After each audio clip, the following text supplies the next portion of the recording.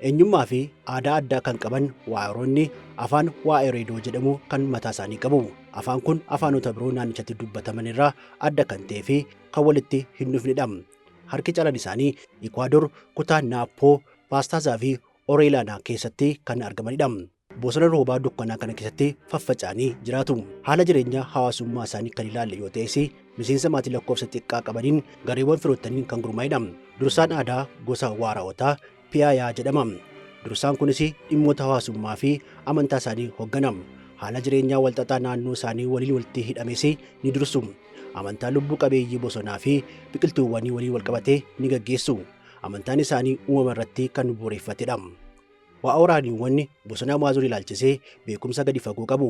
Dabaawwan biqiltuu irraa hojjetaman, mudurawwan nyaataa fi amaloota biqiltootaa sirriitti hubatanii kan beekanidha. Nyaatawwan jaallatamaa isaanii kan akka jaldeessaa fi simbirroowwanii adamsanii nyaachuuf kan itti fayyadaman xiyyaa isaanii furgaggeessuun akkasumas eeboowwan isaanii darbachuun ajjeesu. Aggaamsi isaanii immoo kan dogoggoru miti. Abbaa ogummaa harka olaanaa kan ta'an waa'oraaniiwwan kan akka geessoo yookiin zambiilii, huccuu hojjechuu yookiin shammaanee fi hojiiwwan harkaa addaa ni hojjetu. Wayita adamuu fi bobba'anitti guyyaa xiyyaa isaanii fi waqtiiwwan isaanii adda addaa irrattis qaama isaanii halluu babbareedaa adda addaatiin dibuun of faayessu. Jabana kanatti nuti kan fayyadamnu rasaasni isaan bira hin jiru. Summii kiraaree jedhamu fayyadamuun adamsu.